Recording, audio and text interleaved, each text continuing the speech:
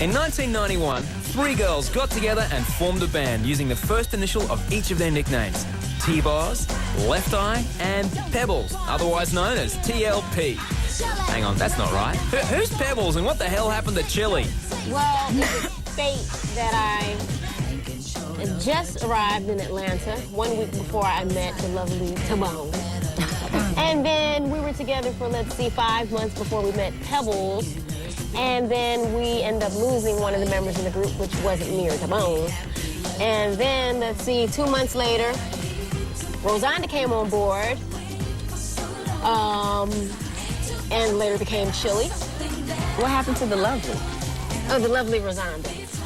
The lovely Rozonda came on board. And then you have it, TLC. The trio spent the next year working with some of the best R&B producers in the business, including former member singer and producer Pebbles, Dallas Austin and Babyface, and in early 1992 released their debut album, Ooh, on the TLC tip. The aim and the goal of the music was to be a step ahead of the rest. And they were, but not only in music. TLC became known for their wacky fashion sense, taking a liking to using condoms as costume jewelry in their videos. We did feel responsible for condom awareness. Yeah. You know, I mean, not like KRS-One didn't put out the whole famous song, The Jimmy Hat, before we did, but we wore them everywhere. Yeah. You know, it was no mistaking. TLC's first album didn't do too badly for the girls, but it was their second album, Crazy Sexy Cool, that really got the ball rolling.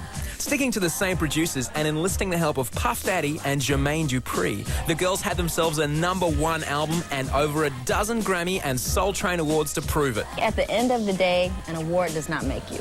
Yeah, that's true. It's great to, to get one, but just because you don't win, it doesn't mean that you're not great.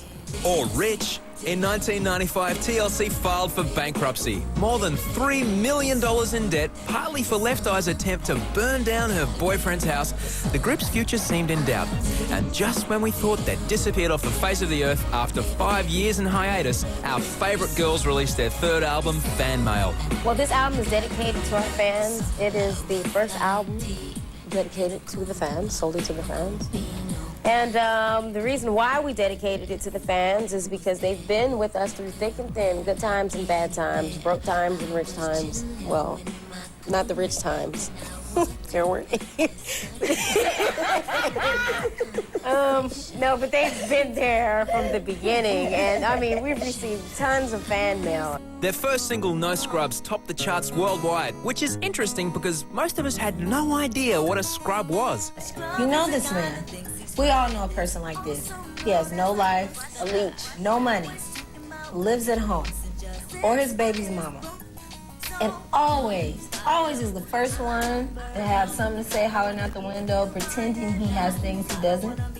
Doesn't take care of his kids. Doesn't take care of his kids. That's awful. What else? That's basically it.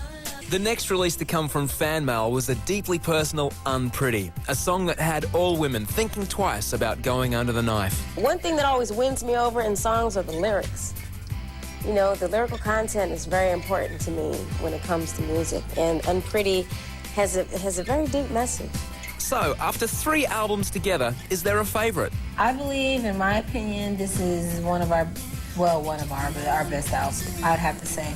Because I love other songs on the other 2 albums, but this one I can listen to front to back.